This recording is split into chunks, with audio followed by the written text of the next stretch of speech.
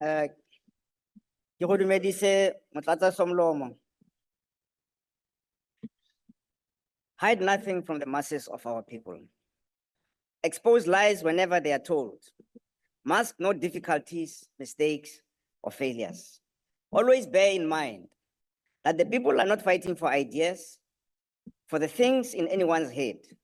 They are fighting to win material benefits, to live better and in peace, to see their lives go forward, to guarantee the future of their children. That is what was said by Amilcar Cabral. Eskom has requested for an 8 billion rand clawback from the revenue determination that NERSA had previously approved. This clawback has been approved by NERSA.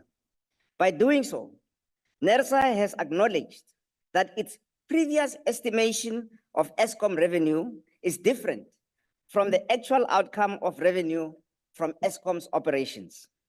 The accounting profession calls this a budget variance. Statisticians call it an estimation or a prediction error. What we are considering today is whether a prediction error of 8 billion rand is acceptable or not. The Umkhonto weSizwe Party's view is that a variance or prediction error of 8 billion rand is not a trivial matter. In fact, it does not qualify to be called an error. It is a fundamental error in estimation. It points to a fundamental flaw in the revenue estimation model of NERSA. More importantly, it points to the fundamental flaw in the operating model of Eskom. We all know that the single biggest expenditure item in Eskom's books is the cost of primary energy. We also know that the biggest source of energy in South Africa is coal. About 85% of energy comes from coal by the amount of energy that is produced. However, by value, in rand terms, coal is 90% in NERSA's revenue determination model. So if you tamper with any of the other things, you're not doing anything. You have to go to the source, which is coal. This means that the price at which Eskom purchases the coal has a direct bearing on Eskom's cost and therefore the price of electricity that the consumer pays. Eskom, as a large consumer of coal with numerous suppliers, has the ability to negotiate, at least in theory, the ability to negotiate in its favor the price at which it purchases coal. This, in theory, makes Eskom a quasi-regulator of the price of coal. Honourable Member at the podium, could you please take your seat? There's a point of order. Honourable Malam. Madam Deputy Speaker, would the Honourable Member take a question? Honourable Molefe, are you prepared to take a question? No, I will not, Madam Deputy The Speaker. member is not prepared to. Please proceed, Honourable Member. Eskom should not be a price taker in the coal industry. It should rather be a price maker. And yet, in reality, the opposite is true.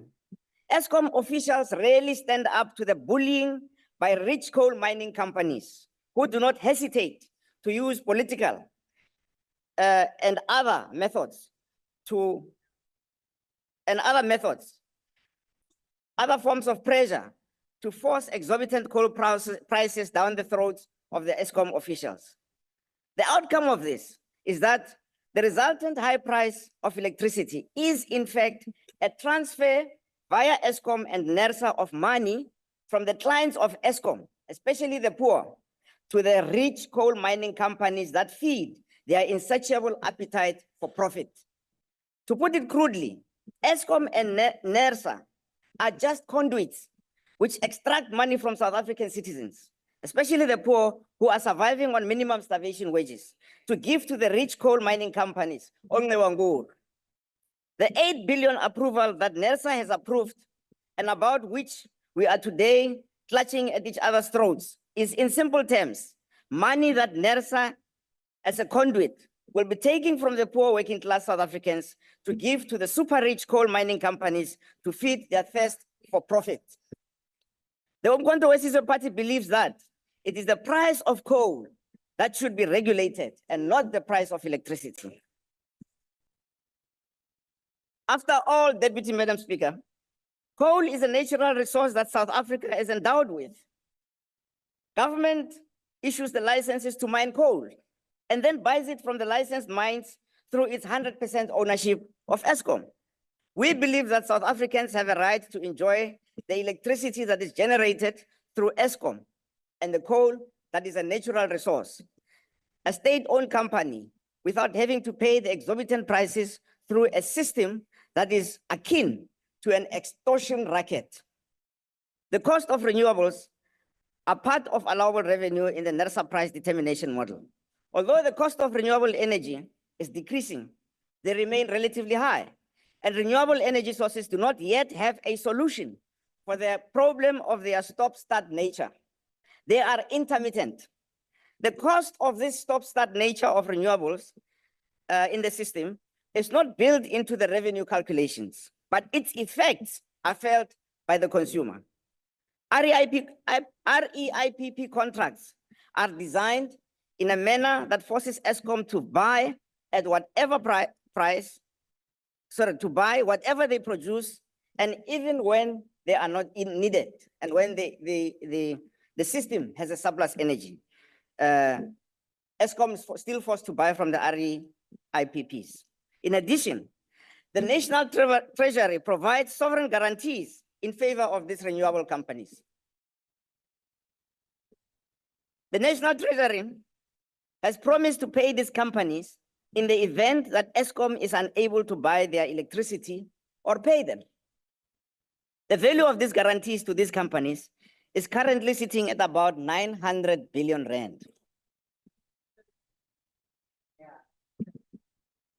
As the MKP party, we are curious to find out, Deputy Madam Speaker, as to who are those who breathe the air that we breathe, but walk around with sovereign guarantees of 900 billion rand in their back pockets. Perhaps Parliament should initiate an inquiry into the issue of the ballooning of the state's contingent liabilities. The exposure to this risk is not a trivial matter that should be taken lightly. It is an issue that might well end up driving our republic into bankruptcy if we do not ask the difficult questions and seek to fully understand its implications and the motives of those that are driving us into a contingent catastrophe.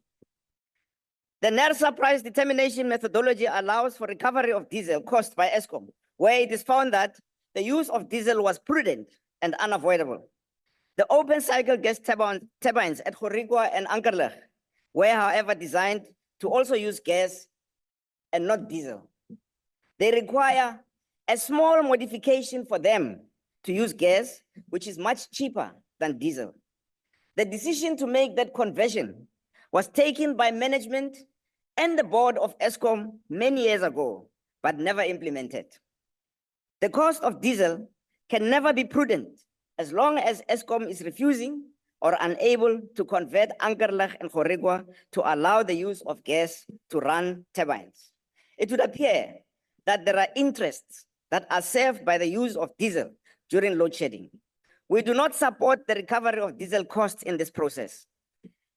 As the President General of the ANC, Comrade Oliver Reginald Tambo, said in a message to the external mission in 1971, we who are free to eat and sleep at will, to write, to speak, travel as we please, we who are free to make or break a revolution, let us use our comparative freedom, not to perpetuate the misery of those who suffer, not to give indirect aid to the enemy they fight by withholding our contributions. Thank you.